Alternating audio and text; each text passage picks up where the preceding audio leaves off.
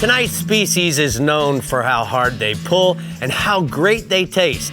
They are most active early in the morning and just before dark.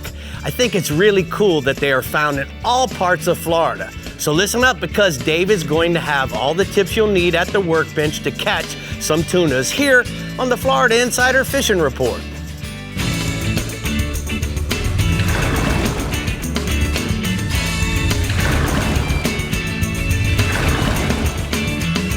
Welcome to the Florida Insider Fishing Report, presented by Yamaha.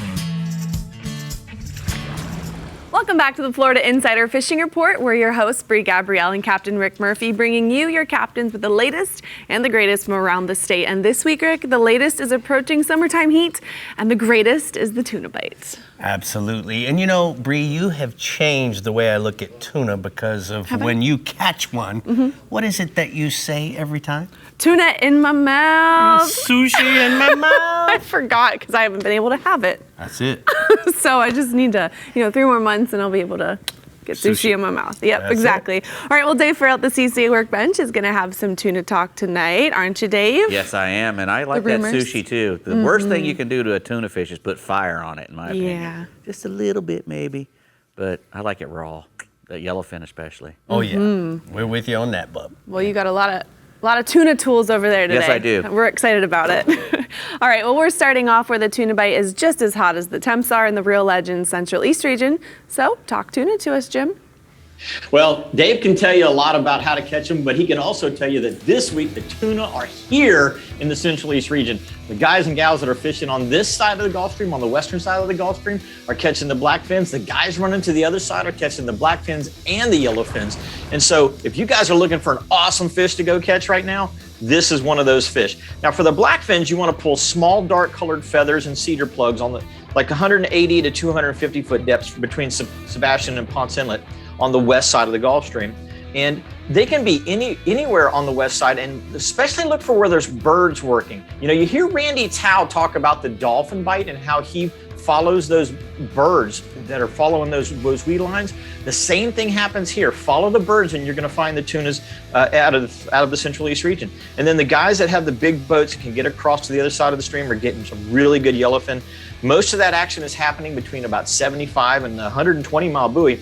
Our average blackfin right now is running about 15 to 25 pounds, and our average yellowfin is running somewhere between 30 and 45 pounds on average. But there's a couple of those 60, 65 pounder kickers in there, so be ready for those big fish. And I've got a photo here of one of those nice west side fish from Cesar Gonzalez. He caught that fish out of Port Canaveral this past week. Very nice. All right, what else you got? My second species is yours and my favorite, I think, and that's the tarpon, Rick. And the tarpon bite has really started to pick up again in our nearshore waters. Large schools are running back and forth. They're chasing the bait fish. You're going to find some days they're in on the 15 foot to 20 foot areas. Other days they're going to be out in 30, 35, 40 foot depths. So just keep running around until you find the best concentrations of bait, and that's where you're going to find the tarpon between Canaveral and Sebastian right now. Now, when the breeze kicks up, they actually start to bite a little bit better in the afternoon. So don't necessarily think that it's only a morning type of a scenario. The afternoon bite has been really strong this past week. So get out there with your croakers, pilchards, greenies, a 7/0 circle hook, some 60 to 80 pound fluorocarbon leader, and you can average those fish in the 75, 80, 85 pound range. And some of those fish are even running a little bit bigger. I've got a picture also here of one of the tarpon that we had at Boatside here recently, and that's a good average size fish, 70, 75 pound fish. So that's what's out there.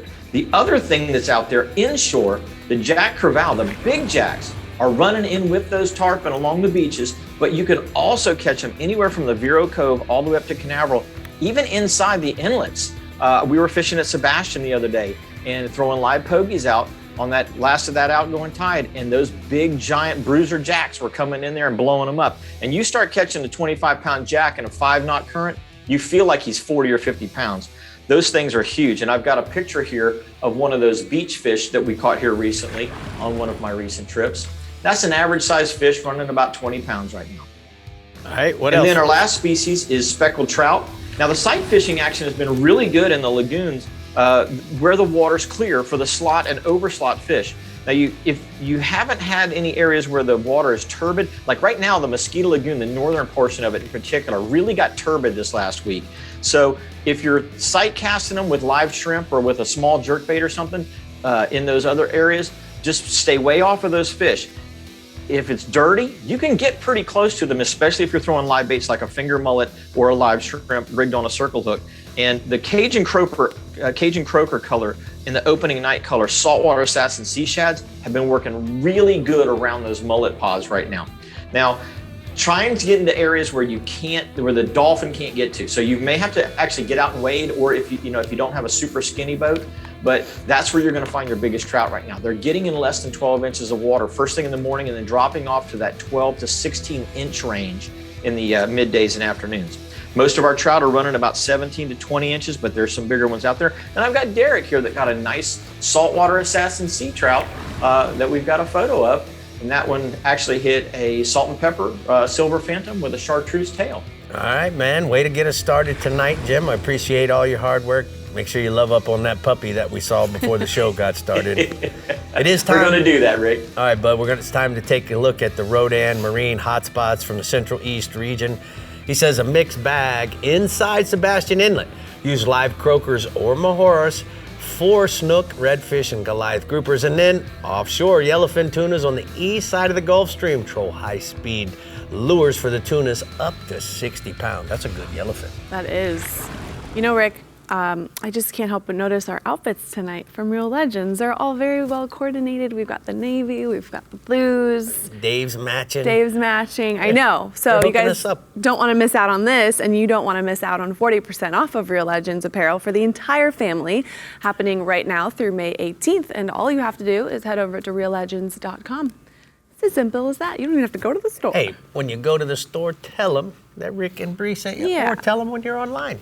Exactly. Just tell them. Just tell them. All right, next up, we're trolling into the Garmin Panhandle region, where Captain Pat Deneen has a solid report for your weekend play and slay. So, Pat, let's hear it. Yeah, Brie, I'll tell you what, we do have some excellent tuna fishing in the Northern Gulf. And we have all the players. We've got the bluefin tunas, yellowfins, big-eye tunas, blackfin tunas. The big boys, the bluefins, they spawn in the Northern Gulf, arriving late winter, probably the February, March time frame. And they're departing usually early June. I mean, they're right now kind of at the end of their time up here in the Northern Gulf. Several were caught 2 weekends ago, all north of 500 pounds. The quota was reached, and the bluefins are now closed in the Gulf. But they're still out there. We fished on Friday. We saw some big ones near the Okaloosa Pads in the DeSoto Canyons. They were up on top busting on baits. It's pretty impressive to watch a 500-600-pound tuna nailing small baits. The yellowfins, the big eyes, the blackfins, they're here year-round with the best fish in spring and fall. And the most predictable way to catch them is by live baiting or chunking around the floating oil rigs or drill ships. Although those Okaloosa Pads could definitely change the game of having structure and, closer than running all the way to the rigs. Cedar plugs and naked ballyhoo trolled way back on the center rigger is a productive way to target them if you're not going to be chunking or live baiting, or if you're on the troll. But if you see them busting on top, casting poppers off a heavy spinning rod is also very good. Right now, quite a few blackfins are being caught by crews free line and live bait while bottom fishing over natural bottom. The bluefins can exceed 600 pounds. The yellowfins, the big eyes, can push 200 pounds, but really a lot of those yellowfins are 60 to probably 120 pounds. The blackfins run up to about 30 pounds. So we have some pretty good sized tunas up here. And there's a photo of a big blue marlin that Chuck McGill of Niceville caught Friday while fishing with us on the out of here at Okaloosa Pad 7. We were watching all those bluefins bust, and we said, man, we're staying right here, and ended up catching that blue. Good job, Pat. Such a cool picture. Some really excellent mingo snapper catches are happening right now. The shallow wrecks, like the barges, the concrete piles, are producing keeper mingos. But if you want the bigger ones, head a bit deeper to structure to 100 to 150 feet of water. The mingos will often show as a fuzz on your bottom machine, usually just off the bottom, 15 to 20 foot off the bottom. Use 2 or 3 hook chicken rigs, a light wire circle hook, bait it with cut squid, cut minnows, or fish bites. The mingos are extremely good eating. I kind of compare them to like the Keys yellowtails. The nice mess of bigger mingos will definitely make for a very fine meal. And then moving inshore, there's some really good catches of speckled trout happening throughout the whole Panhandle region, in the bays and also in Santa Rosa Sound. Target that grassy bottom areas in 3 to 7 foot of water. The flats around Sandestin have been very consistent this past week. Live baits of choice are going to be shrimp, 3 to 4 inch menhadens or similar sized croakers. And if you can fish them, either free line them or under a float. If you're going to be using a float, make sure it's like a clacker style float. Pop it every so often to give any trout or reds in the area, a little audible heads up, come get a bait. And then also top water walk the dog style baits like the Berkeley Hijacker, extremely popular early in the morning and on calm days. They've got a little rattle in them. You can cast them a long ways. So fan cast them ahead of you as you move along. Pay particular attention to grassy edges and potholes. And then soft plastics like the Bass Assassin paddle tails and twitch baits are also very productive, especially that midday time frame on the kind of deeper flats. Trout are real fragile, so if you handle them and you want to let them go, handle them with care. And those bigger trout right now are the spawners, so definitely handle them with care. And then finally, inshore, schools of Jack Crevalles are roaming along the Gulf front beaches, and the schools can be as few as 5 or 10 fish or as many as several hundred fish. And typically, they're going to be milling around or traveling west along or just inside of that outer sandbar. A topwater bait like the Berkeley Cane Walker, skipped across the surface. You don't want to walk the dog with it. You want to freaking reel it back in as quickly as you can, skip it in along, get some really violent bites. I like to take the treble hooks off and replace them with just one single tail hook. Makes for an easier release. And you can also take all the hooks off, use the plug as a teaser, bring the fish in the fly rod range where they'll crush a creased fly or a popper. The beach jacks are running 15 to 20 pounds. And there's a photo of Jeff Howe of Ohio. He fished with me this past week. We did the bait and switch teaser deal with the plug and fly and caught that nice Jack Crevalle right there. That's a sure happy client. Good job, Pat Tar. Good report from the Garmin Panhandle region, but it is time for the Blue Water Outrigger hotspots. So Pat says that this weekend inshore you should fish the dock lights at night with small live baits for trout and redfish. And then if you want to go offshore, load up with blue runners and then fish them over the deep wrecks for the big amberjacks. Oh, those AJs.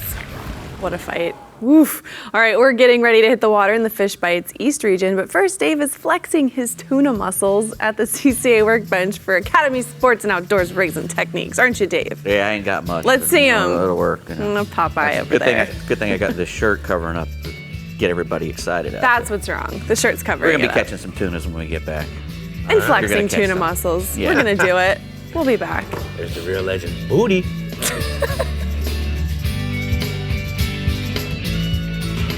The Florida Insider Fishing Report is brought to you by Yamaha. Reliability starts here.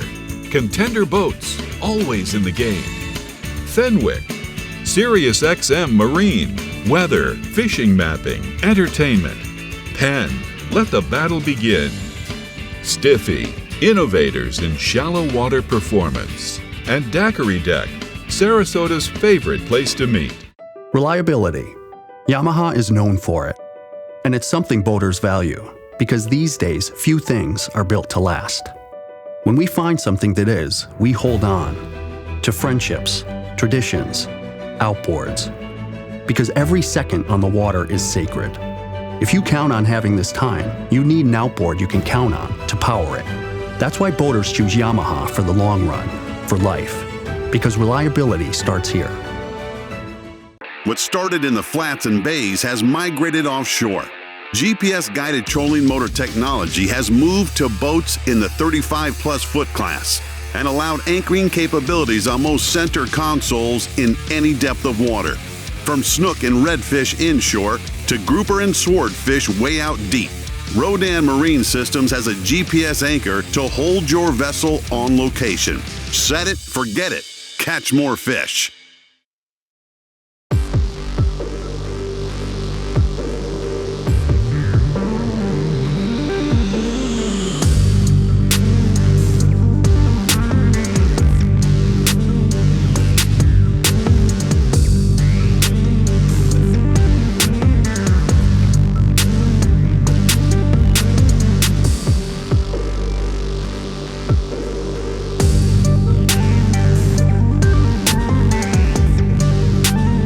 Every year, Noble Air Charter flies over 20,000 outdoorsmen and families just like you, economically, to over 300 Bahamian and Florida destinations.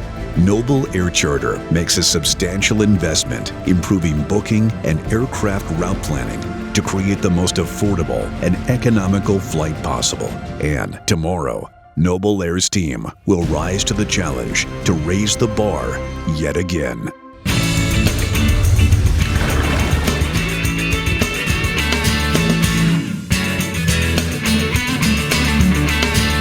Well, we're here at the CCA workbench, and it's time for the Academy Sports and Outdoors Rigs and Techniques. Dave, let's talk a little bit about tuna. Tuna fishes. Well, we're lucky. We got a lot of tunas around Florida, and, tunas are incredibly hard-fighting fish. I mean, I've caught a lot of marlins, but a big tuna fish will pull a marlin backwards through the water because they don't spend a whole lot of their time, coming to the surface and jumping around.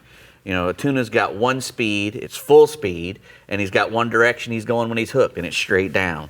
So, it's a world of pain. My favorite tuna fish is about a 30-pounder when I've got an 80 wide and I'm sitting in a chair. And I can skip that little bucker right to the boat and eat him quickly. Standing up to 30, any tuna over 30 pounds, with it, no matter what kind of gear, is going to be hurtful. I mean, you're gonna endure some pain. And, I like me too much to do that, but I like to watch other people do it. So, when everybody's ready to go tuna fishing, I'm ready to go. But where I grew up fishing, East Central Florida, it's a long way. Most of the time to get to tunas. You can catch little tunny, which is we call bonitas, and skipjacks, and sometimes regular bonitas in close around the shrimp boats and whatnot, 10, 20 miles maybe. But to get yellowfin tunas, we have to go to the edge of the Gulf Stream, usually past the middle to the other side of the Gulf Stream. For some reason, yellowfin tunas don't like to come all the way across and swim on our side up in the East Central region. So we have to go a long way. And it became, there's a fellow up there who was doing it called Ed Dwyer, and they actually have a place out there called Dwyer's Canyon, because he was one of the first guys to go out there and target tunas with the radar, going after the birds, finding the tunas under the birds. And that's become a huge thing all over the country, and that's how most people find tuna fishes, because tuna, they're never stop swimming. They're always moving through the area.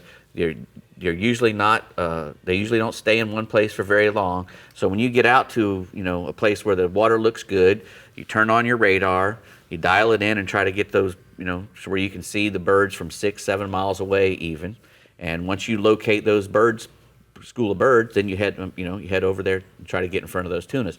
It's always good. You got to know which way they're going. They are going to be going in one direction. It may not look like it at first, but if you stay there and watch them for a little minute, you'll find out which direction you're going. And what you want to do then is you want to get up in front of them. Even if you're using live baits or trolling or whatever, you want to get way out in front of them. All the biggest tunas are going to be in the front. Tunas swim that way. The bigger fish lead the pack. So if you get out in front of the birds, go further than the birds. Get way out in front and sit and wait, because the big ones will come to you first. And you can fish for them out there a lot of different ways. Chunking is a great way. Catch a couple little tunas on little kings or something, and then cut them up and get way out in front of them and chunk and chunk and chunk, and then throw a nice trocar circle hook or one of those primals out there with a 1-inch chunk of blackfin or any other kind of fish that you catch out there, and those tunas will eat that, and you'll be on. Or you can do trolling, and you can troll 6 knots. Ray makes some R&R tackle, makes some really good little tuna magnets over there. What makes these so good is tuna are very size specific feeders. So they eat a lot of little things. When you're watching the tunas and you're seeing them busting, but you can't see what they're eating, a lot of times they're eating little larvas, that are like 2 or 3 inches long and have a little eyeball on them. It looks like a little dot. It looks like a piece of 200-pound mono with a dot on it. Mm-hmm. And that's all they're eating. So when you come cruising through there with, a big island lure or something with a ballyhoo in it, which is something that we pull a lot of offshore. And you're not matching the hatch. Yeah, you're probably not going to get a bite. You might get a bite out of one. But if you want all 4 of them to go off, you want to put stuff that's smaller, that's matching what they're eating. So it's always a good idea to try to get an eyeball on what they're eating. Now, in the Panhandle where Patty lives up there, they got to go a long way too, and they're trolling. You saw that marlin he had on. Well, they're out there marlin fishing usually, and they'll run into some of those bluefin tunas, most of the time when they hook one of those bluefins in the spring or the wintertime, he's getting off, mainly because they're not using the gear that you're going to need to catch them. You know, you have to have 130-pound test gear, you know, spooled with some real heavy line. When you're in 3,000 feet of water, that bluefin tuna goes straight to the bottom, and no amount of lifting is going to get that tuna off the bottom. You got to hope that he comes up, because if he doesn't come up, you're probably not going to catch him. Sometimes they'll tail wrap and die, and you can get them up that way. Actually, there's some fella in Texas caught one 897 just in April, set the new Texas world record. They're fishing in the same water out there on those, you know, that some of the fellas in Florida are, but on those floaters out there. So what about the yellowfin and the blackfin? They obviously love structure. So is that where the metal jigs come in, Dave? Yes, if you're on a hump or somewhere, or even if you get out in front of a moving school, you can drop jigs down. Tunas are very susceptible to eating a jig. What size leader would you put on these? Well, in the daytime, I would use fluorocarbon leader because they have great eyesight. At nighttime, you can get away with something, you know, like 100-pound mono or whatever. But in the daytime, I would use 40 to 60-pound mono, depending on what, on fluoro, depending on what's getting the bite. And, you know, try to troll at a decent speed, you know, not too slow, not too fast. You know, 8 knots is a good speed to go for when you're trying to get some of these tuna fish to bite. So, Brie, remember, don't forget your diamond leader. Yeah.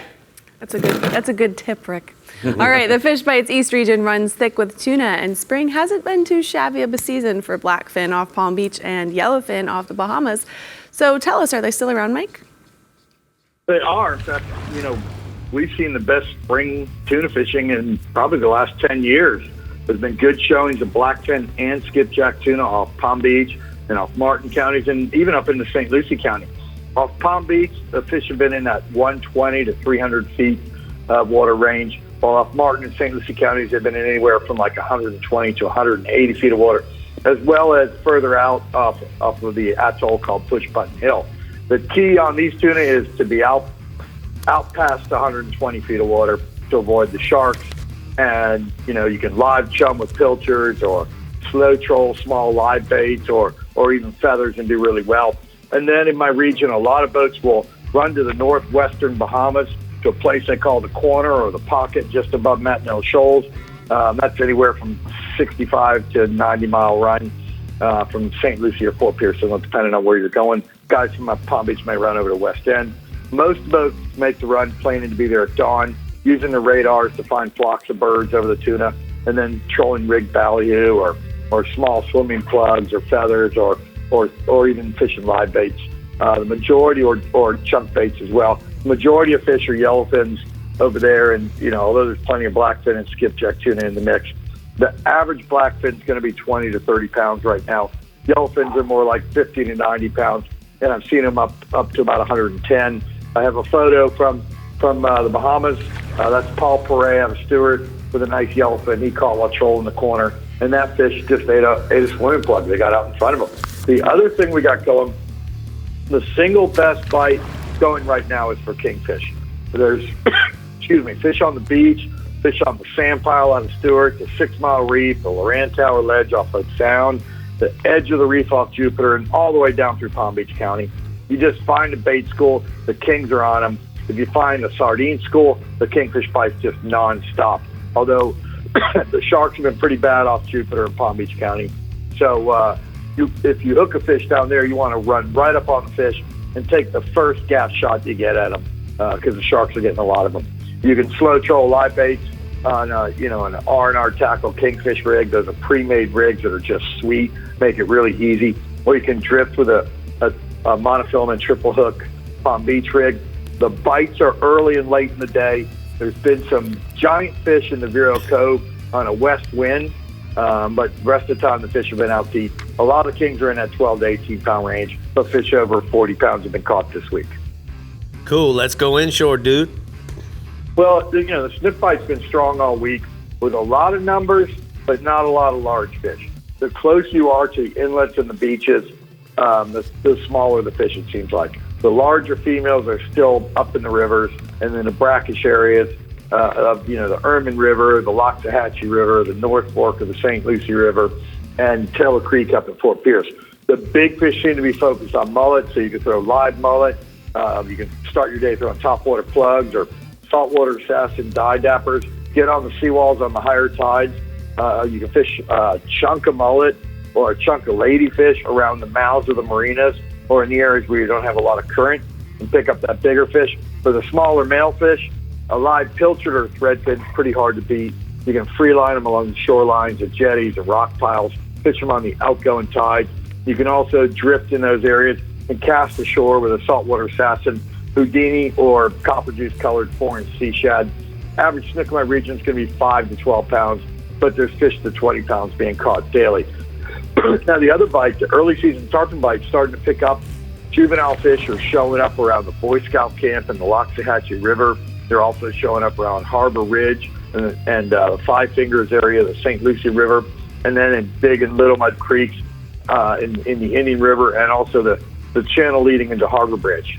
And in all these areas, those fish are really active at low light, and the bite's over by 8 or 9 o'clock. You want to be on the water at 6 a.m. And throwing at those fish with, either live pilchards or small mullet or a 4-inch Houdini-colored saltwater assassin sea shad. If you're looking for big fish, all the inlets have fish right now, as does the Crossroads area of Stewart. You can target those fish with live mullet. Just free line them out behind the boat on a 6.0 trocar circle hook and 60-pound fluorocarbon leader. There's some big jacks in there, so you want to go with that heavier fluorocarbon. The outgoing tides are working best at the inlets, and the average tarpon is anywhere from 20 to 80 pounds. And I have a photo there.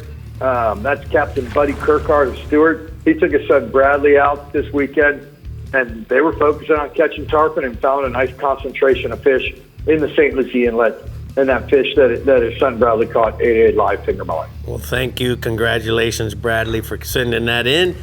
Mike, we do need to know a little bit about what's going on at Okeechobee and the water temperatures and bass, so tell us. Yeah, it's kind of weird. We haven't gotten any rain to cool the lake.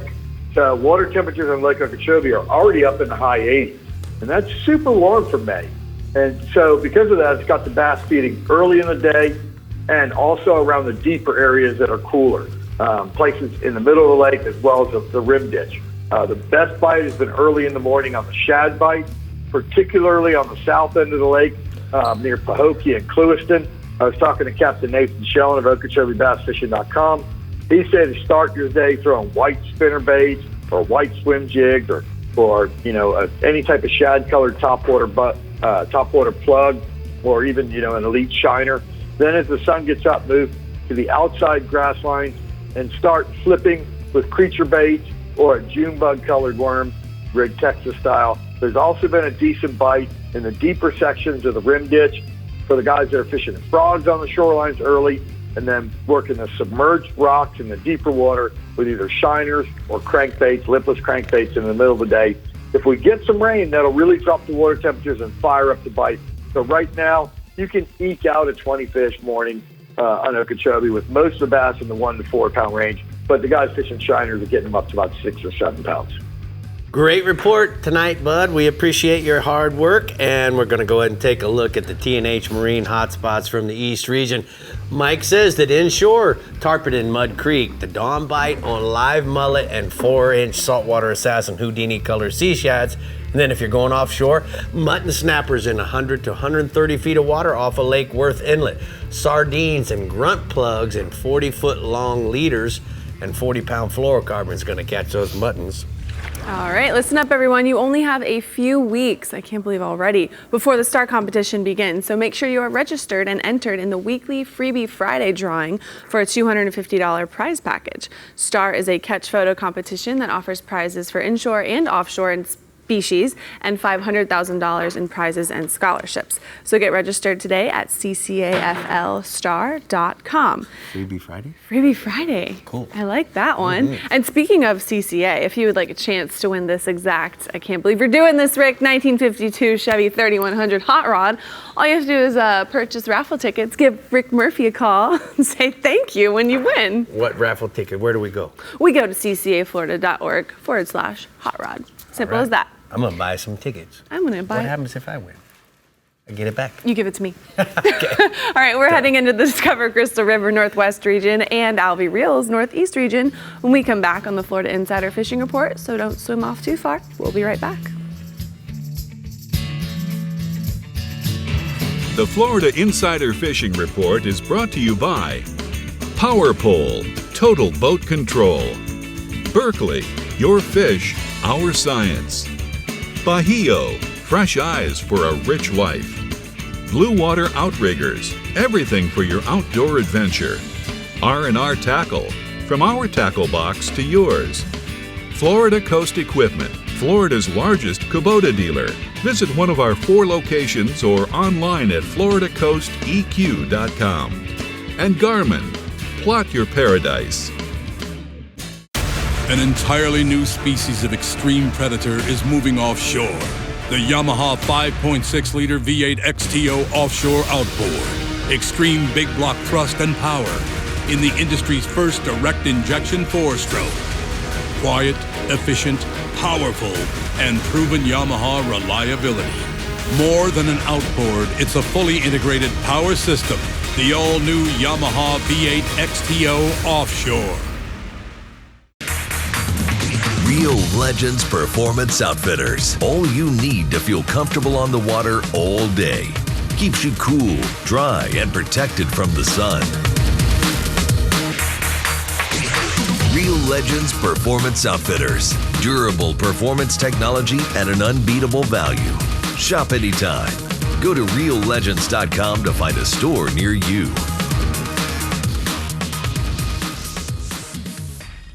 The only reel with over 100 years of heritage. Alvi Sidecast reels allow you to cast over 150 yards with up to 900 yards of capacity. Alvi's state-of-the-art drag and 22-inch retrieve rate per wine is perfect for any surf challenge. Alvi reels are manufactured to best practice standards and are in fact so robust that the Alvi also comes with a 10-year salt and sand warranty. For more information, go to alvius.com. If you're anything like me, you're often out on the water exposed with little protection from the weather. In areas where I fish frequently, like the Everglades or offshore, I don't even get cell service. On my skiff or my bay boat, I don't have an onboard radar. But even if I did, it can't paint a full picture of what lies ahead. With SiriusXM Marine satellite-based weather, I can see up-to-date weather information I need directly on my chart plotter. I can also see satellite weather radar, plus lightning strikes, detailed buoy data, marine zone reports, wind and wave information, long-range forecast, and much more, including fishing data. Whether it's making a go or no-go decision at the dock or navigating around storm cells so that I can continue fishing or run home, I always rely on my SiriusXM Marine weather service. Can you imagine just at your fingertips having all of that data? I've never been able to have that before in a skiff or a bay boat. And you use it a lot. Yeah. Always dodging around those storms. Everybody expects it in big boats, Yeah. But not in little boats and bay boats. That's you have it in little boats. I got it in all my boats. Of course you do. From little to big. Perfect. All right, time is of the essence in the Discover Crystal River Northwest region if tuna is on your menu. So let's get Captain Jeff Hageman on the line to discuss some details. Well, tuna usually start in our region about April, and most of the summer months we have them. Most of it's blackfin. We get the occasional yellowfin for those that like to make the drive. Anywhere from 80 feet of water, you want to start looking for blackfin tuna. Look for birds, bait, especially frigate birds. A lot of the areas that you're going to catch them are going to be either on shrimp boats or some kind of artificial reef that's holding a lot of bait, or a wreck that's holding a lot of bait, and any of that 80-foot depths are out. If you get behind the shrimp boats, you're going to have a problem with bonitas and sharks while targeting your tuna. So just get up there, throw some bycatch in the water, or throw some sardines in the water, see what's down there before you throw your baits. If you got a lot of bonitas and sharks, you can move on to the next shrimp boat. But those are two great ways to catch them. As far as artificials go, butterfly jigs work really good over the artificial reefs and wrecks. And the yellowfin tuna, you're going to get out there in about 150 miles plus, trolling any kind of naked ballyhoo or big lip plugs. Cedar plugs work really good too, and tremblers. Staying offshore, Captain Rob Davenport of Big Nasty Charters out of St. Pete reports a good red grouper bite right now. It's been good anywhere from 120 feet to 150 feet of water over a flat rock bottom with small ledges. A knocker rig with 8-ounce lead and a 7-ounce circle hooks with 80-pound fluorocarbon leader is the rig you want to use, and cut squid and cut threadfin herring has been the beta choice. And I've got a photo here of a nice red grouper caught aboard the Big Nasty. Nice. That's a good one. That is a good one. Right now, moving inshore, Captain Gary Bartels from River Tours Adventure out of Ozella Keys Marina in Crystal River reports a strong trout bite right now and 6 to 8 feet of water, fishing a little deeper. And Ozella, west of Ozella, you want to set your drift right now between the rock piles and throw any kind of white jerkbait, he says, on a 1/4-ounce jig head tied with 20-pound fluorocarbon leader, and bounce them off the bottom with a nice slow retrieve. And I got a nice trout photo here from Captain Bartels. Nice. All right, what else you got for us, big man? Staying inshore, Captain Mario Costello of Tall Tales Charters, fishing out of the Plantation Inn on Crystal River, reports a good snook bite right now around the rocky shorelines from Crystal River to Yankeetown. He's throwing live mud minnows on an 1/8-ounce jig head on the outgoing tide. And the snook has been ranging in size from 30 inches to 35 inches with a few monsters mixed in, he says. And moving down the coast, Captain Jimmy Huddleston at CaptainHud.com reports a good bite right now in Ozona Fish Camp. Right now, the snook congregating around the north ends of the islands in the State Park, Honeymoon Island, Three River Bar, and Anclote Island. And the snook are holding along the major drop-offs. With the current right now, he's using a big pinfish pegged with a 2-ounce lead, keeping the offering a little bit longer in that strike zone. He said 40-pound fluorocarbon leader is a must because there's a lot of giants out right now, and they're really aggressive. And I've got a couple great snook photos, really good snook photos from Captain Mario and Captain Jimmy Huddleston. Good ones right there. Those are some good ones. That's awesome. What a happy Love lady it. there. All right, bud, thank you so much. We're going to go ahead and take a look at the Ozella Keys Marina hotspots from the Northwest region inshore. The snook bite in the lower region on the outgoing tide using pinfish and sardines for bait. And then offshore, mangrove snappers in 30 to 70 feet of water over high relief structure. Use hookup and tail hook jumbo shrimp or sardines for bait. That second photo, that's going to be me. Yeah, man. Yeah, I'm just going to be That's you? just so happy. Yeah, just holding the snook. Okay. All right, it's time to reel in awesome and discover Crystal River. Enter to win a deluxe CCA Florida Star getaway with accommodations provided by Plantation on Crystal River and guided fishing by River Adventure Tours. Included in your package is a 2-night deluxe stay at Plantation Crystal River, breakfast for 2, chef-prepared lunch or dinner for 2 at West 82 Bar and Grill, CCA membership and tournament fees for 1, an invitation to the CCA host banquet for 2 on October 9th. So head over to FloridaInsiderFishingReport.com to enter. There's a lot to win there. Yeah, it is. All right, the Alvey Reels Northeast region benefits from a great tuna bite, and our Captain Tommy D benefits from friends who gets those bites. How you doing, Tommy? Yeah, you're exactly right, Bree. You know, I don't really catch a whole lot of tunas on my boat, but I'll tell you what, I am glad that I have buddies that do, because they're definitely one of my favorites to eat. And you know what? We do have a great fishery here in the Alvey Sidecast Reels Northeast region for blackfin tuna. You know, the best time of year to target them is going to be when the water is usually a little cooler, from wintertime to right around this time of year in the spring. And then we have another little run of them heading into the fall. Most anglers are going to target those tuna right on the ledge in about 180 to 200 feet of water. They're very much, or they can very much be a structure-oriented fish, so you're going to want to look for those structures that are going to hold a good amount of bait. Now, one of the common techniques is going to be to pull cedar plug in blue or white, or you can also pull a ballyhoo, a naked ballyhoo, or you can rig it with a sea witch in a variety of colors. And then there's a bunch of other lures you can pull as well. You really want to run those plugs way back, somewhere in that 100 to 200 yard range, as our tunas seem to be pretty boat shy and a little bit spooky at times. Now, something those offshore captains, they've always told me this, just about every year when I talk to them about this stuff, that when it's rougher the ocean is, the better that tuna fish bite's going to be, probably because it makes them a little less shy. And you know what? It's going to be kind of rough this weekend with some wind out of the northeast, so it might be a good time to go give that theory the test. Now, Nate Creeder from Team Creeder Fish told me he's been doing really well here this week in 150 to 160 foot range, which is just a little bit inside the break. Now, he's pulling naked ballyhoo, and he said, be on the lookout for some flying fish. Every time he's seen the flying fish, he's been finding the tuna. Now, we do have some yellowfin tuna around, and you can occasionally catch them in the same areas you're going to find the blackfin. But if you really want to target those guys, you're looking at making a long run, probably to the east side of the Gulf Stream. Now, I've got a couple of pictures here. The first photo is Fred Ferreira with a nice blackfin that he caught out of Matanzas Inlet. And the second picture is Nate Creeder from Team Creeder Fish with a couple of nice blackfins from earlier this week out of St. Augustine. Cool. Now, staying offshore, guys, I've got to talk about the mahi again this week because there's still some good ones out there. There's still pretty good numbers and some big ones too. Captain Jason Hadges from J-Hook Fishing Charters, he's been bringing in quite a few this week, and I've seen some pictures of his, and they've been some big fish. Now, I did get a couple of reports of it being a little hit or miss for some of the guys, but if you can find a current edge or a weed line, chances are you're going to find some mahi around it. There's also been a few sailfish mixed in, and of course, a few of those blue marlin sightings are out there. Those blues are out there chasing those mahi just like we are.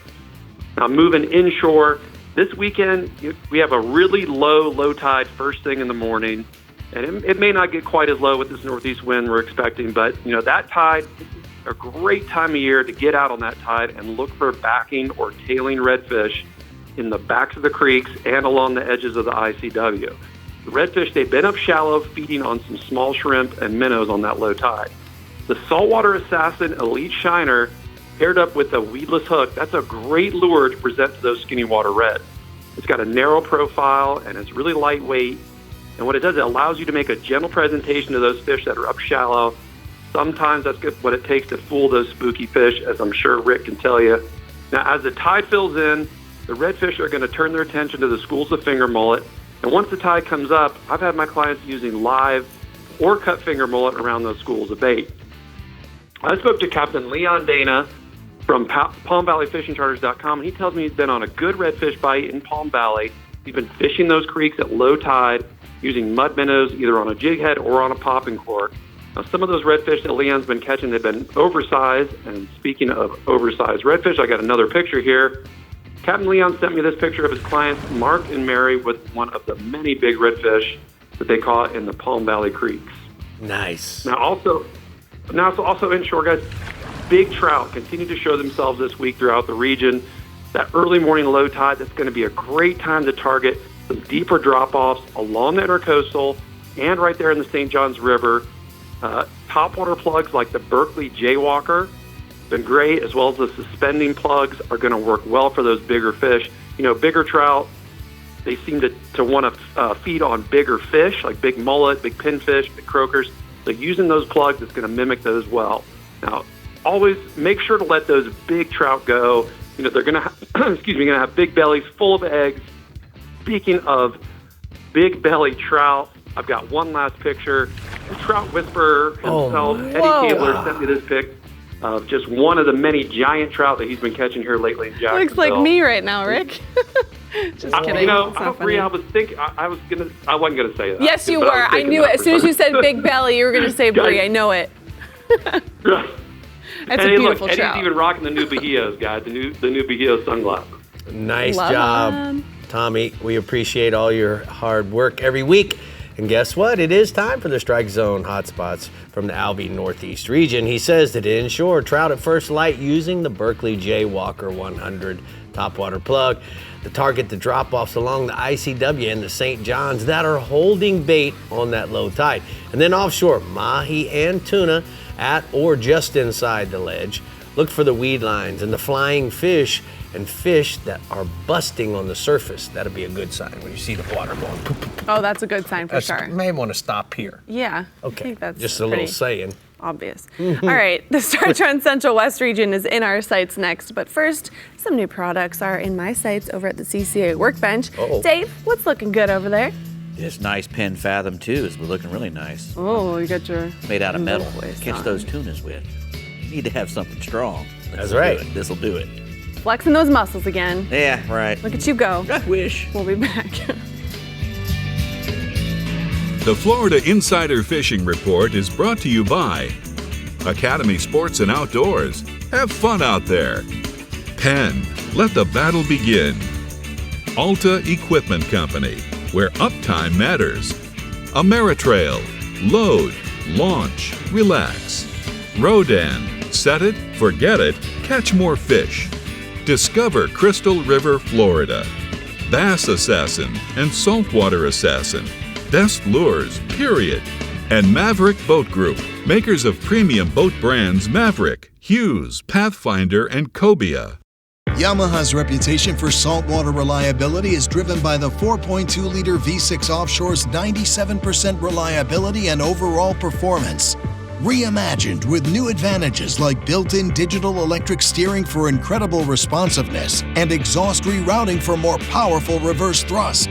The legacy of the reliable Yamaha 4.2-liter V6 continues, now more refined and capable than ever. Yamaha, reliability starts here.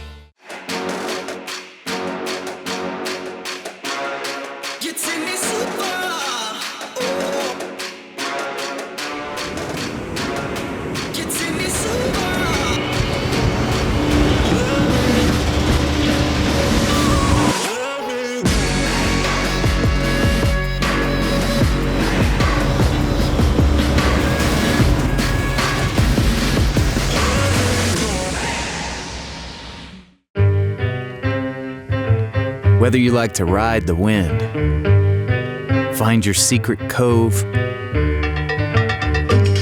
or reel them in.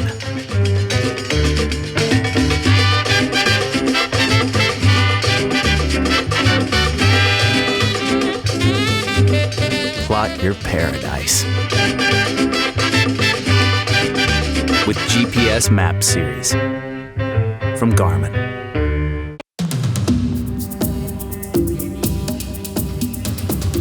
It's one of the most ancient forms of hide-and-seek known to man.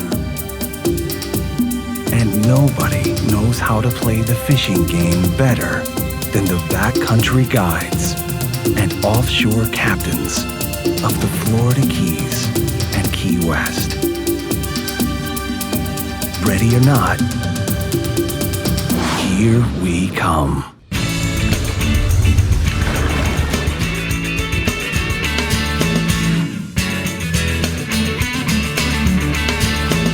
Well, CCA Workbench now. It's time for the Taco Marine new products, man. Yep, well, we're going to start over there with some tackle webs. It's a tackle web storage system. These are made specifically for Pathfinder and Maverick, but he makes them for all boats. You know, they all come in different sizes. And what these are made for is, you know, to either put onto your boat temporarily with the bungee style, or you can use the hook and ladder type thing. You know, when you glue these down, this thing, you know, these things come off, and you glue them down to the boat, and then you can take this on or off. So that stays. Exactly, this stays, but then you can take the little tackle web on or off. Nice. And these are great because, you know, they make a storage area in virtually any place where you want it. On the side of your console, you can use the bungees up underneath, you know, your seat, or your even put it underneath your polling platform. They have them that'll sit up underneath there. So there's a ton of little storage areas that these things make available to you from tackle webs. And I like the fact how they can be washed out and cleaned. Yep, you can spray them out with a hose. You can put your spools of line in there. You can put garbage in there if you want to. You could just fill it up with whatever you want. So these are really, you know, Tackle Webs make some really good stuff. I know that fella for a long time, Mr. Ortega. Go to tacklewebs.com. All right, and you can get those. All right. Next, we got that Pin Fathom we were talking about. You know, it's a real heavy-duty little metal reel. It's it gets up to 30 pounds of drag. So, you know, you can really put the got a clicker on the side. Exactly. It's got a really loud clicker. It's got a full metal body and side plates. This is also on this one. It has a very easy to access these gears over here. It's just three little screws, and you can take out that whole side plate. It's an easy access side plate, so you can, so you can go ahead and put your grease and stuff in there if you want to. Machine cut marine grade bronze main gear and a hardened stainless steel pinion. Really good HT100 Star Drag, same kind of drag material they use. You know what I like about the Star Drag, Dave? Is that you can, if I say to my customer, go up 2 clicks, it actually has a click on a Star Drag, and most Star Drags don't have that. Right, and it's got the line capacity rings inside on the spool. It's got a floating spool that's a live spindle floating spool, so you can cast this thing really far. Wow. I mean, it's got a centrifugal brake on it, just like a bait caster does. So you can, it doesn't have magnetic brakes, but you can still make a good long cast with that thing. With that free spool, it's really good free spool. It holds 440 yards of 25-pound test mono, holds 685 yards of 50-pound braid. Whoa. So, yeah, you can fish as deep as you want. And where do we go to find more information besides our local dealer? Yeah, penfishing.com. I love it. Penfishing.com. You can go find one of those. Next, we got some really cool tuna magnets. Since how we're talking about tuna today, we're going to give Ray Rocher some love at R&R Tackle. Like we were saying before, these things are great for, tunas up to 40 pounds, 35, 25 pounds. Good for blackfin tunas. Like we were saying before, tunas like small things sometimes. So, these things are perfect for little tunas. It's got a little big mustad, 7766 mustad hook in it. It's got 6 colors, pink and white, blue and white, green and yellow, black and red, black and purple, and clear. All the good colors, rigged on 60-pound mono. Double crimped, so it's not going to pull on you. Where do we go? Pull those in rnrtackle.com, and you can find some of those. And now? Next, we got the Starbright teak cleaner and brightener, and the premium golden teak oil. Now, the cleaner and brightener, you want to put that on, scrub it in real good. It'll turn a black teak or a gray teak into a nice, pretty teak. You leave it on there for a little while, scrub it real good, rinse it off with fresh water. If you need to, do it again, and it cleans all the grime and the dirt off. I don't know what the difference between grime and dirt is, but it takes them both. It takes them both out, and it makes it nice and bright, and then it makes it susceptible for the oil. So then you come back after you do the cleaning and you put the teak oil on. Seals and protects. It's really good. It looks like it's good enough to drink. Actually, it looks like honey or something in there. It's really nice. It's made for all woods, and it really makes your teak look good and protects it for years to come from marine salt and weather. Anytime my teak is shiny, I'm happy. Grime is gooey. Is powdery. Oh, yes, okay. I'm going to tell you. It took a mother to clear that. Yeah. Yes, let's get Captain Jeff Page on the screen to tell us all about the flourishing tuna bite going on in the TRON Central West region. Impress us, Page. Grime is greasy. And dirt is dirty. Yeah. All right, so, in the TRON Central West region, our tuna bite is a little bit more into the summer than what Tommy was talking about. Ours gets going maybe about 3-4 weeks ago and then goes right through the summer months. And I've heard some good stuff mentioned. The shrimp boats, those are always a key, especially if you can find them early in the morning. You're going to get some good tunas around there. But what we have is within 20 miles, there's scattered groups of different areas of hard bottom that are going to hold bait pods and wrecks. And I've been, guys have been fishing, catching them 15 to 25 pounds, mostly by pulling up to these areas, chumming heavily, something I heard Hag do, to see what is all there. And then they can put one on a free line and catch them. Another good way, Rick, is in our mid-range area, which is like 20 to 60 miles, target these fish early, and you control cedar plugs, deep divers, ballyhoos, or small skirted lures like Dave was just talking about, like little black barks or islander lures. And then, of course, if you're anchored or you've got your spot lock going on your Rodan, always have a flat line ready off the back of the boat to pitch out at a tuna that might come fired up, just like you should have one for a cobia always ready. And I've got a plethora of tuna photos tonight using a Rick Murphy word. That is not a Rick Murphy word. That's yes, a Brie word. No way. Scotty stole too hotty. it. All right, tell us. You got one.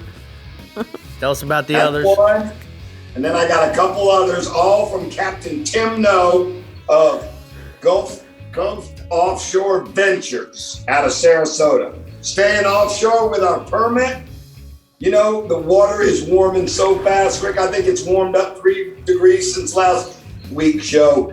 And the permit fishing has gotten really good. And guys are sneaking out 3 to 7 miles and having really good luck. And we've had these calm mornings. So I think we're going to have calm weather up until the weekend. And then we've got another front coming. But these calm mornings, and what's been nice, Rick, is you've been able to go to the passes and inlets longboat pass, new pass, big pass, and dip your crabs for your tarpon fishing, and then the smaller ones for your permit. So I've been talking to Captain Jason Stock. He's been running straight out Anna Maria, using his Rodan and getting the job done, catching 3, 4, 5 big permit. And the photo I have tonight is one of Jason's most famous clients, and we'll just call him Ed. All right, cool. What else you got? Let's go inshore, bud. All right, inshore, tarpon fishing. I've mentioned about dipping the crabs. Everybody's been going in the afternoon dipping and then sliding out to the sandbars, out Big Pass, New Pass, Anna Maria, and then of course down towards Boca Grande.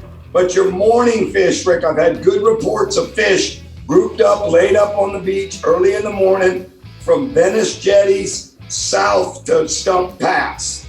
Now these fish are eating corked crabs or thread fins. The key has been getting it out in front of them, because once that sun pops out, they're moving. Good trolling motor's a good way. And then also the other guys have been catching them at the Skyway on the last part of the incoming tide. And you'll see the other boats there. There you just want to let your thread fin go back with the current up under the bridge. And I've got a tarpon photo tonight of Sarasota's Joe Peters with a good tarpon that he put on the board in the Sarasota tarpon tournament, which goes through July. Nice.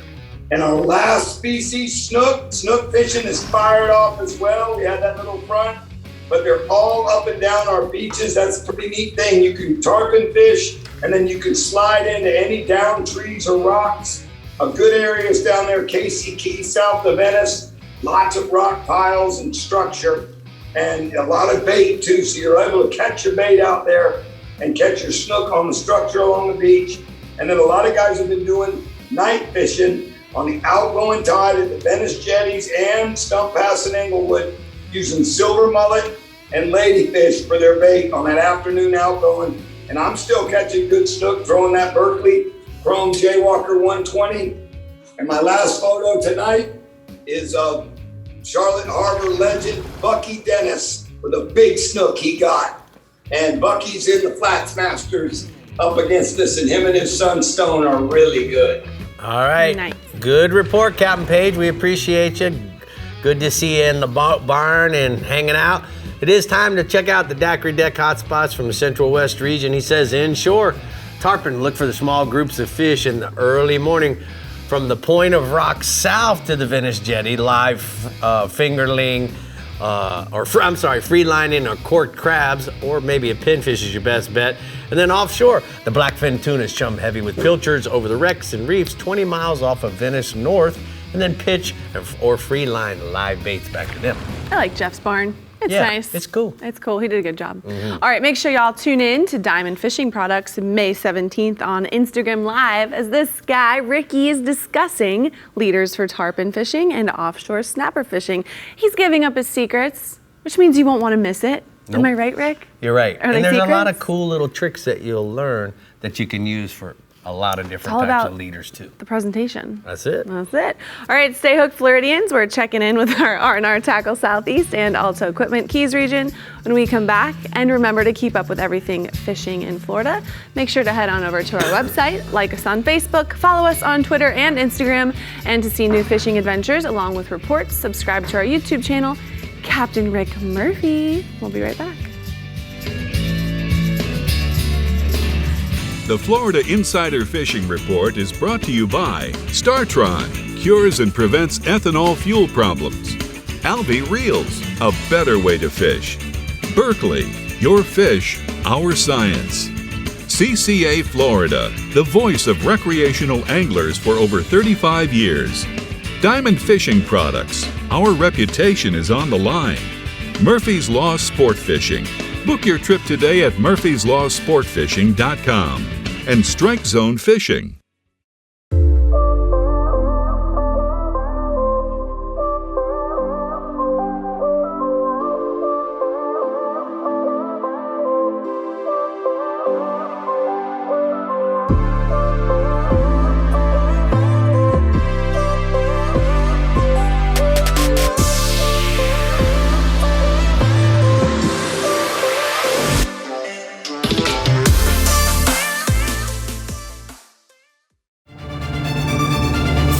than 20 years, anglers everywhere have come to know one thing, that nothing says no to fish bites. We are the Fish Bites Nation, and this is your invitation. So grab some fish bites and get busy casting, because you can't join the nation without doing the catching. Ask for Fish Bites or Fish Bites Fight Club lures, or visit fishbites.com. Come explore untouched Florida, where you'll step into holy sea cow and fish pristine waters where you'll reel in, whoa! Come discover Crystal River with exciting adventures and incredible surprises everywhere. From exhilarating river adventures to scalloping in the Gulf to delicious fish to fork cuisine, this is the place where you can relax into Just a short drive from Tampa and Orlando is the amazing Discover Crystal River, Florida. Learn more at discovercrystalriverfl.com. Service and reliability makes Alta Equipment the leader for all your construction equipment needs. With 7 locations across Florida and preferred brands like Volvo, Toro, TOC, Avant, and Roadtech, Alta has the equipment to get the job done. When I need equipment, I trust Alta. From agriculture to landscape to construction, Alta has you covered. For sales, rentals, service, and parts, see your local Alta Equipment dealer today or call them at 844-GO-TO-ALTA. Welcome back. It's time to get our tuna frenzy on in the R&R Tackle Southeast region. So Captain Jimbo, give us the breakdown if we're craving some sashimi. You got it, Bree, and hello, Rick and Dave. You know, the 2 types of tuna that we catch here in the Southeast region are blackfin and yellowfin, and unfortunately, we don't see too many of those yellowfins. Now, in February and March, we do see some bluefins coming through, but nobody's really targeting them, so they're rarely, if ever, caught. Now, the blackfin, those are the most common. We find them throughout the year, but late April through mid-July is when we catch the most and the biggest blackfins. Now, we generally get those blackfin bites throughout the day, but since tunas are low-light feeders, early in the morning and then late in the afternoon up until dark, that's the best time to target them, as well as on overcast days. Now, in the past week, the blackfin tuna has been just awesome, been on fire, and the fish have been anywhere from 20 to 30 pounds, and they've been caught throughout the whole region, and we've been using live herrings, pilchards, and sardines, fishing them under the kite, or slow trolling, or drifting those in anywhere from 100 to 200 feet of water. Now, on the Thomas Flyer, we like to use 20-pound tackle, 30 to 40-pound fluoro leaders, 5/0 to 6/0 circle hooks. Now, if you can catch enough bait to live chum, that will usually really help to get them fired up.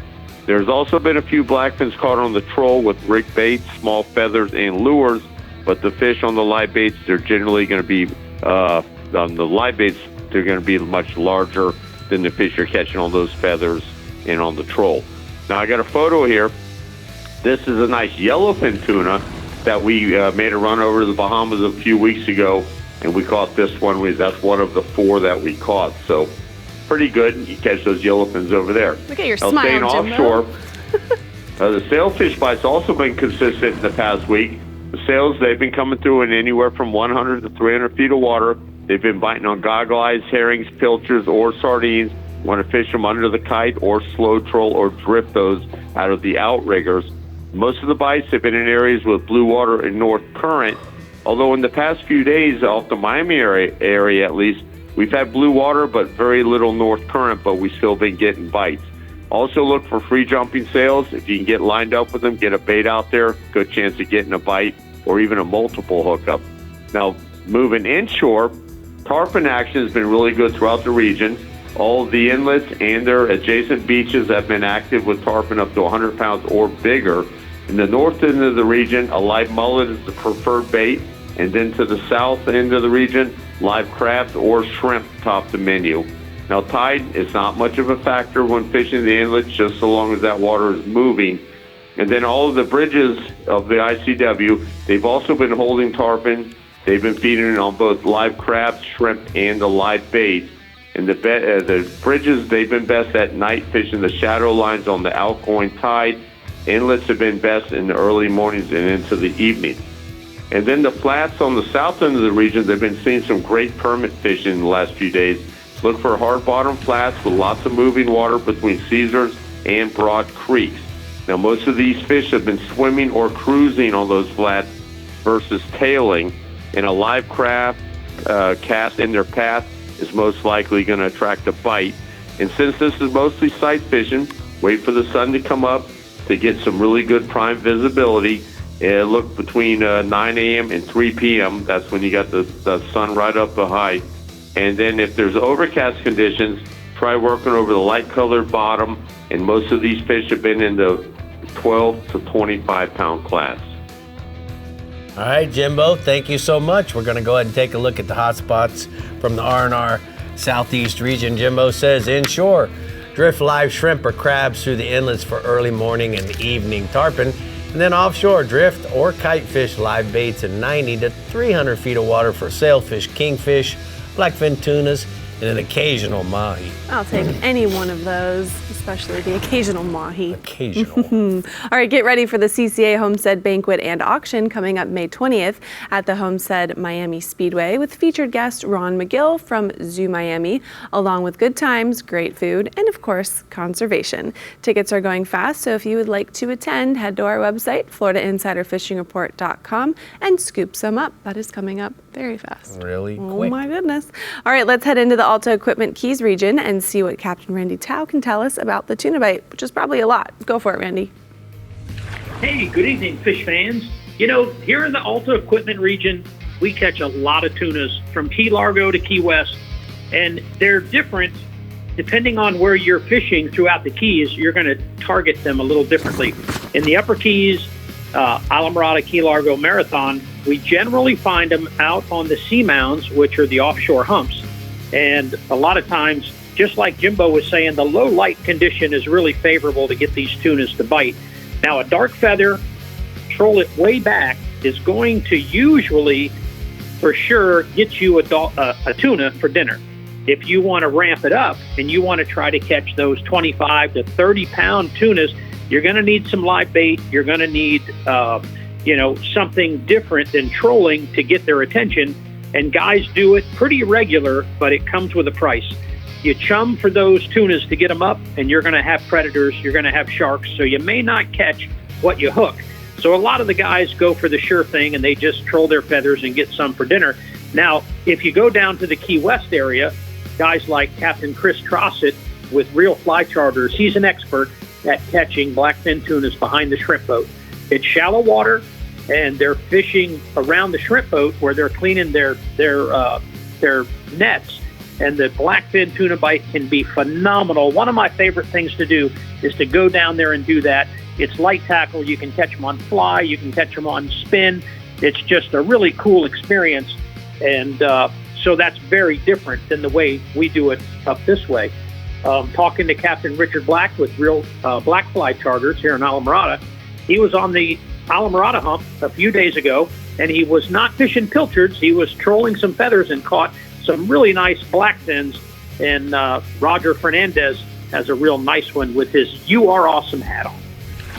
Oh, what a great picture. All right, man. Good job, Roger. Let's go ahead and talk about what else is happening offshore, Randy.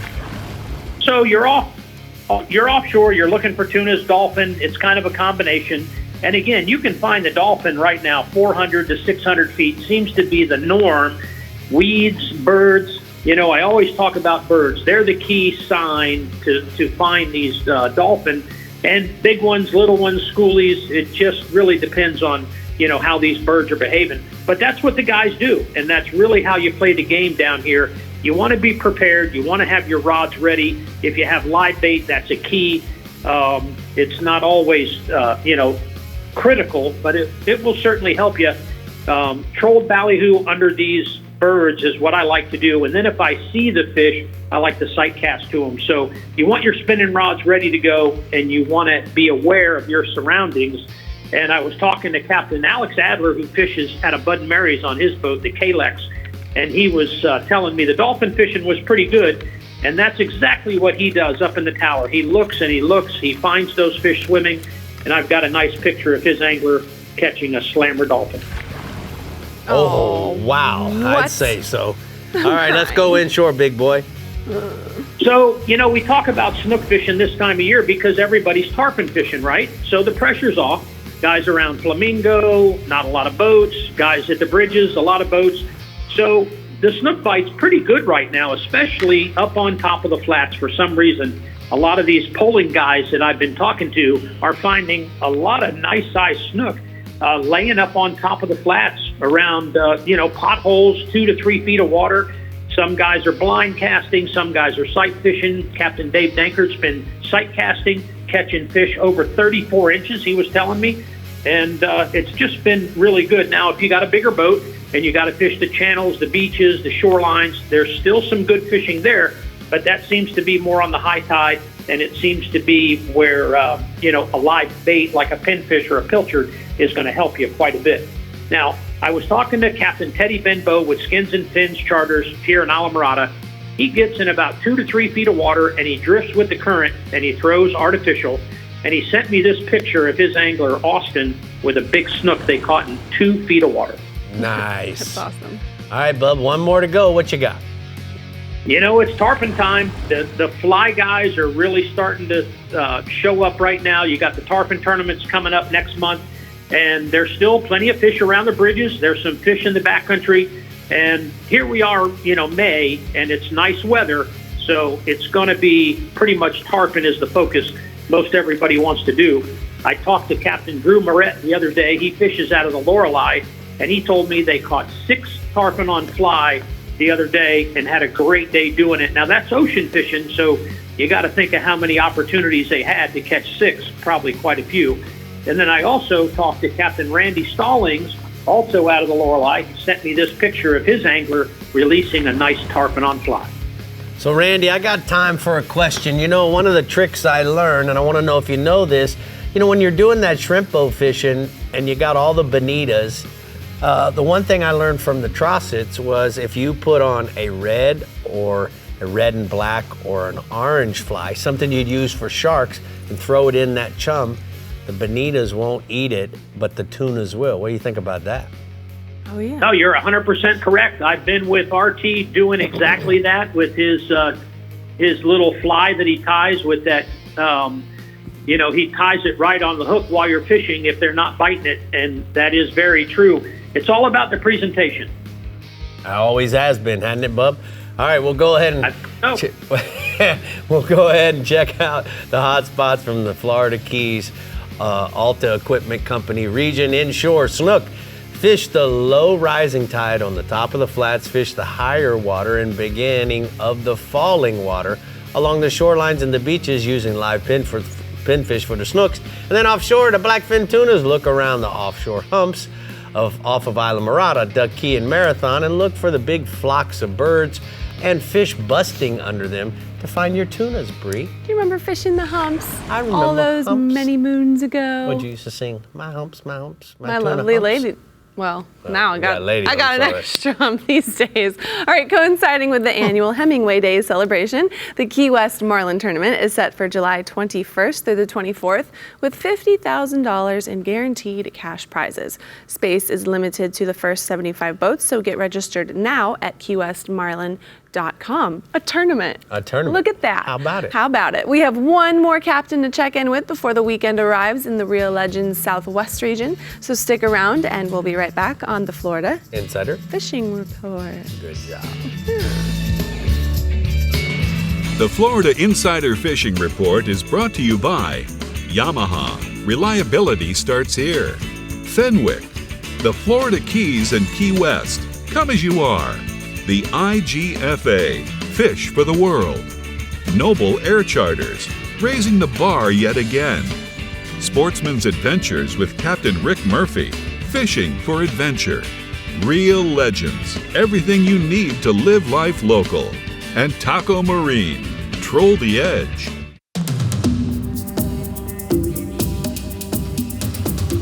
It's one of the most ancient forms of hide and seek known to man. And nobody knows how to play the fishing game better than the backcountry guides and offshore captains of the Florida Keys and Key West.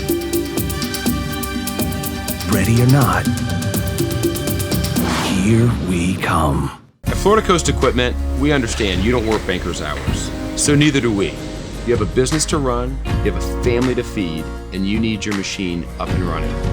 So our service team and our parts department will be there. If that means we have to stay late, we'll do it. If we have to start early, we'll do it. Because at the end of the day, you want equipment you can depend on and people you can trust, and we have a service team that will be there to service you. Pump up the performance in all of your engines.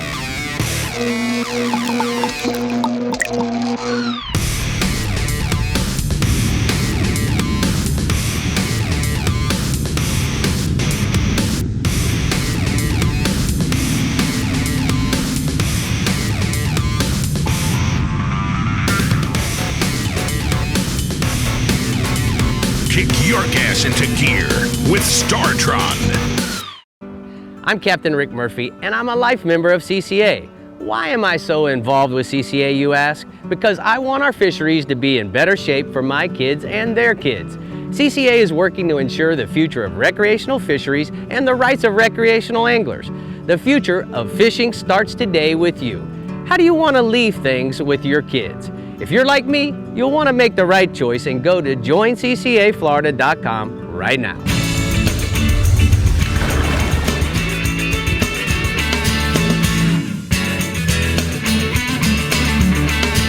Today's Power Pole tip is about the Charge Marine Power Station. In the previous video, we showed you how to set up the Charge and let it know what type of batteries you're working with for your trolling motor and your engine battery.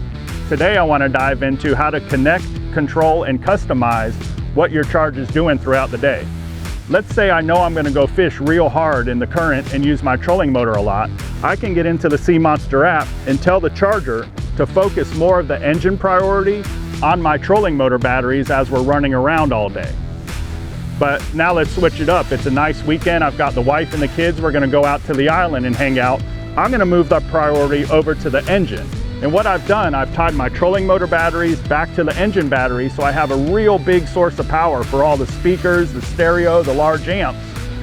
And that way when we go to leave, I won't have too little of power to start the outboard. The Power Pole Charge, customize, control, connect. That's your tip of the week. You know, Brie, I know all the guys are using the Charge now, and I can't wait to hear what Ronnie has to say about it. Well, it's a game changer. It sure is. We're about to talk to Ronnie, All so right. perfect timing. For our last region, you're going to want to listen to the tuna tips and tricks your captain, Ronnie Houston, has to have bringing you home the tuna this weekend in the Rio Legends Southwest region. Help us out, Ronnie.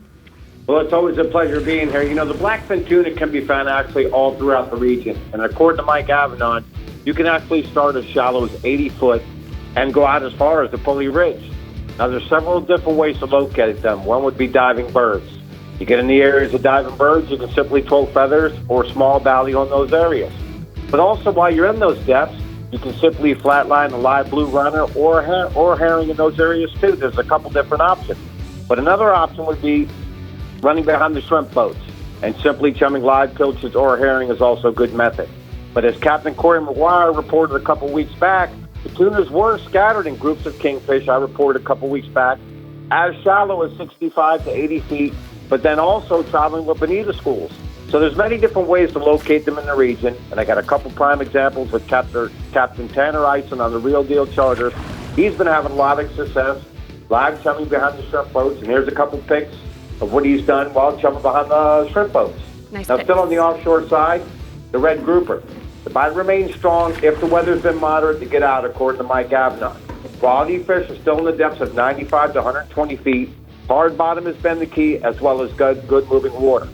Bouncing white bucktails with squid or glowworm, 7 to 10 ounces of weight, has been a good method of locating these new areas. Once you've done that, you can catch a couple quality fish, turn back around, anchor up in those areas by simply using cut squid, herring, sardines, or live herring and sardines, also kingfish. But you also want to try to alternate the baits to see what the groupers might be keyed in on. Now, on the inshore side, the snook. Captain Danny Lazen reports snook fishing to the north has been consistent. Fish are still heading towards the beaches from Sanibel to Stump Pass. But they're also in and around the passes to include redfish, captive, and Boca Grande. Live pinfish seem to have been the best bait for Danny right now, especially on the outgoing tides. But a little further to the south, Captain Brian Sanders to the south from Highland Beach to Indian Key, reports quality fish seem to be showing up better on a weekly basis on the outer Gulf Islands, especially on the higher stages of the tide. Now, he says the lower stages of the tide, the deeper troughs up the outside islands, using live filters and cut baits on the bottom. Knocker rigs have been the key in producing well, but also a variety of topwater walk-the-dog lures and chrome, bone and chartreuse. And I got a couple pictures of a nice slot-sized snook caught with Brian, and a nice 42-inch snook by my buddy Mike Dixon up in Fort Charlotte by simply using some live pinfish. Last species is going to be the tarpon. Captain Danny Latham and Corey McGuire report catching plenty of fish from Fort Myers Beach to Boca Grande.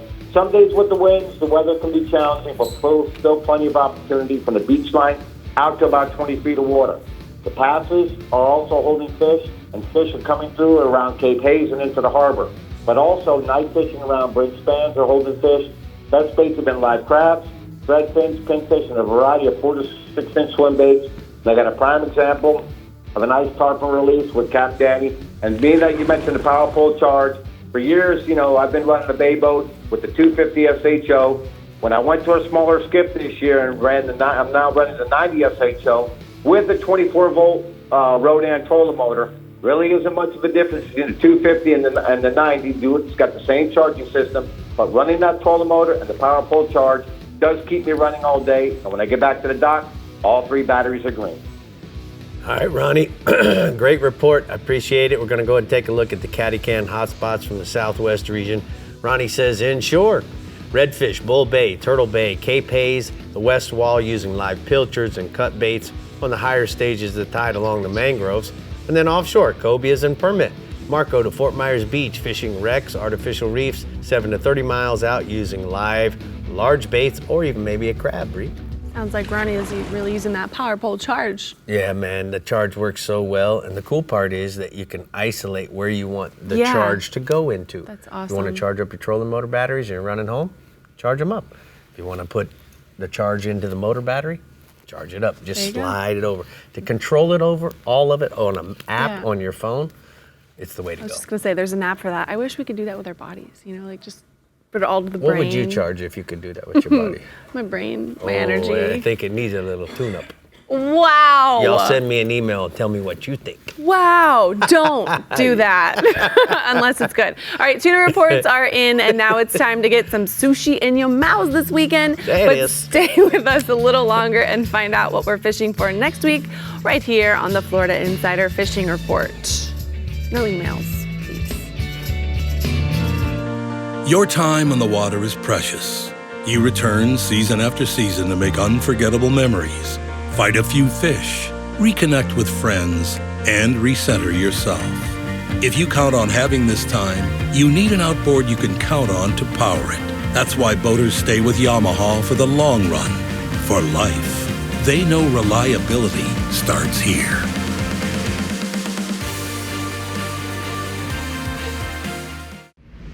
We are for those who know that opportunity is nothing without preparation, those who know that the right gear can make or break a day. Born out of a need for reliability, tested and proven on the Miss Brit charter fleet. From terminal tackle to all your live bait needs, whether you're fishing for fun or looking to win a tournament, R&R Tackle has what you need to stay ready.